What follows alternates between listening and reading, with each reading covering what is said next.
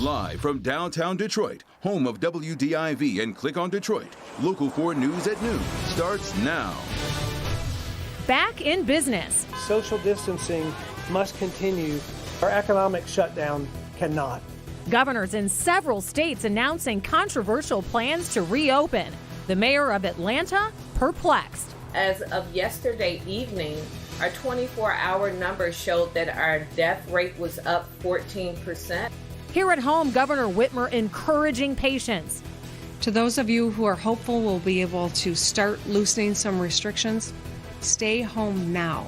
As we learn, Beaumont Health is cutting hundreds of people from its workforce. Good afternoon. Thank you for joining us for Local 4 News at noon. We're going to have more on the very latest healthcare institution to announce layoffs with Rod Maloney. But first, an updated look now at the very latest on COVID-19 here in our state. The latest report as of Monday afternoon, although more lives were lost, Michigan had its lowest increase in deaths since April 9th.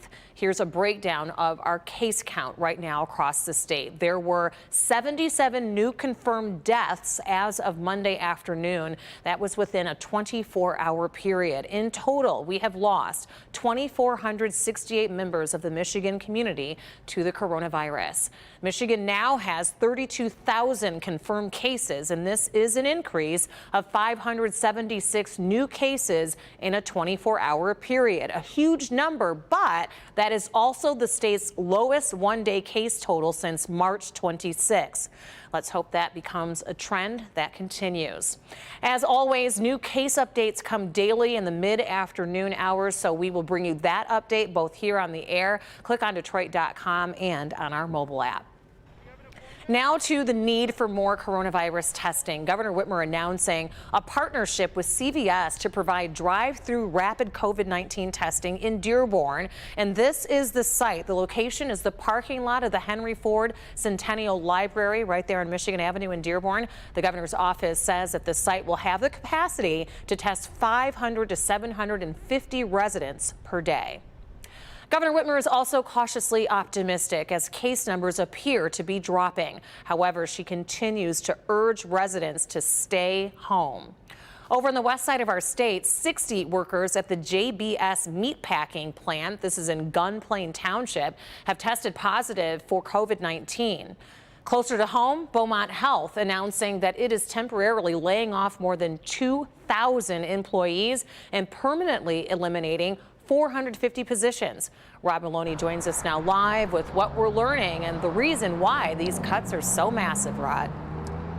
Well, Rhonda, the reason why is the virus, and it seems counterintuitive that this could happen when you've got so many people in the hospital. But what has transpired here is that the regular business of running a hospital has changed dramatically, where there's a lot of attention to COVID, but not much else. And so they've had to give up elective surgeries and the kinds of things that bring cash into a hospital. It is a business after all.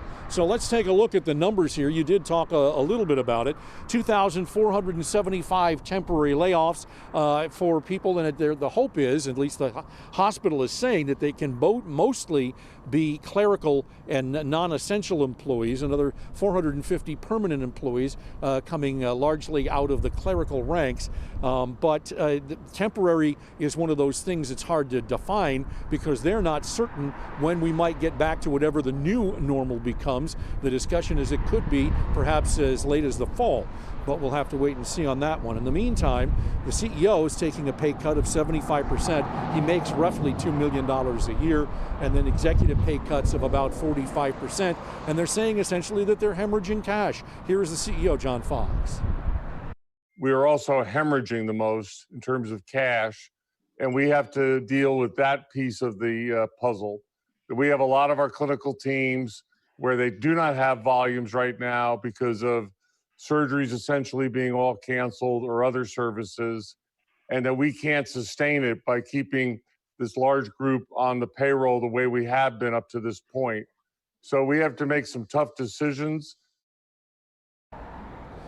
Now, we're looking at something on the order of $75 million lost just in the last month. At least that's what they said. There are other numbers that are equally impressive. And the CEO he wrote an op-ed, and he's essentially saying that it's a situation where the federal government needs to step in, because he said, look, Beaumont's going to be able to weather this storm. They'll make their cuts. They'll take whatever medicine they have to in this. He said, but there are other hospitals, hospital groups that are not doing as well. And he said they could end up having infinitely worse problems, and the federal government probably needs about $400 to $600 billion nationwide to make sure that some of the lesser cash flush hospitals get to stay. So there's a lot at play here. We're going to do more with this coming up on Local 4 News at 4 and 5 o'clock. Reporting live in Royal Oak, Rod Maloney, Local 4.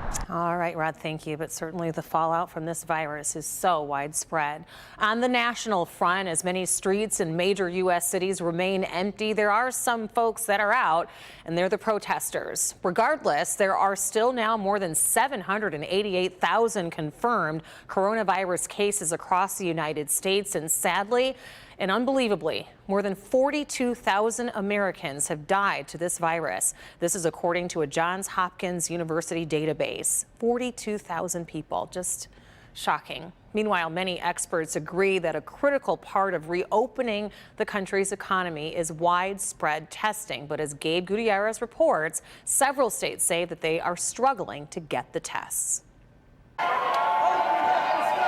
This morning, as calls to reopen the economy intensify, many states are frantically ramping up coronavirus testing. There are two kinds of tests: diagnostic, which tells you if you have the virus, and antibody, which tells you if you've had it. In hard-hit New York, health officials are starting antibody tests on 3,000 residents to check for possible immunity and to see how far the virus has spread. Over the past few days, New York City has opened walk-up testing sites. Many drive-through sites in the state say they're at capacity. Well, definitely we need to be able to test more. We need more resources, personnel. So far, New York State has conducted the most tests in the nation, more than 500,000. But Governor Andrew Cuomo argues that's not nearly enough. He says public and private labs can buy testing machines from manufacturers, but they also need what are called reagents, chemicals that interact with patient samples. Those reagents are often made in China, and right now they're in short supply. I don't know what's right or what's wrong with that national supply chain question, but that's where the federal government could help. President Trump says he'll use the Defense Production Act to increase the production of swabs, but he believes it's up to the states to do the testing. He argues there is enough testing capacity. Not everybody believes we should do so much testing. You don't need so much. Another serious issue? Experts say these new tests are not perfect. Sean Tabibian's diagnostic lab says 70% of the rapid tests his team tried to validate gave inconsistent results. It might give people a false sense of security that they somehow have immunity. Gabe Gutierrez, NBC News, New York. Turning our attention now outside, the coronavirus pandemic continues to have a crippling effect on the stock market, where prices are down substantially again today. This is a live look at the tally for the Dow Jones Industrial Average. The Dow dropped dramatically on Monday, and that trend continues today. The biggest influence, once again, on the stock market is the price of oil. Those prices continue to fall as buyers look to the future and see an oversupply with fewer places to store the oil that is being produced.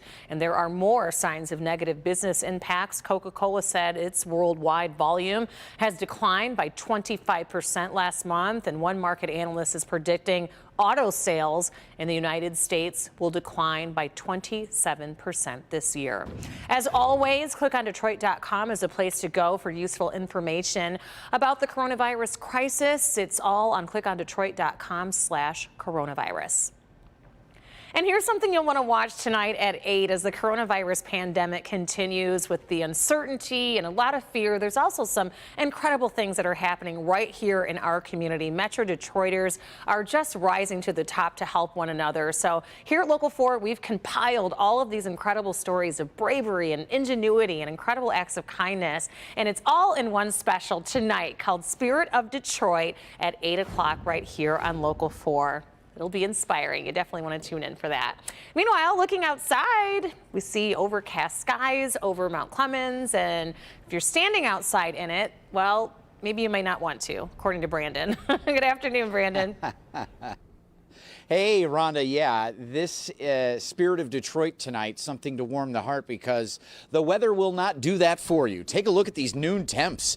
Live again in Mount Clemens. It's 39 with a wind chill of 29 at Metro, and in Ann Arbor, it's 36 with a wind chill of 24 for you in Pontiac. Take a look at some of these wind gusts, and you can hear it outside. You can feel it. Certainly, they are 25 to 35 plus, and will be with us through the day. So we're going to be lucky to get back into the 40s. It won't feel like it. It's going to be breezy, blustery, basically west winds, 10 to 25, gusting to 35, and you see some of those pockets of snow causing problems here and there as more and more people are getting out and about these days. So just watch out for those. The local forecasters app, Rhonda, always your best tool, especially when we're dealing with late April snow squalls. Back to you. We are over it, Brandon. Still to come, Georgia, South Carolina, Tennessee, among the states announcing new reopening plans as the debate to open heats up, with cases still rising in some of those states. Why their moves are raising red flags and not consistent with federal guidelines.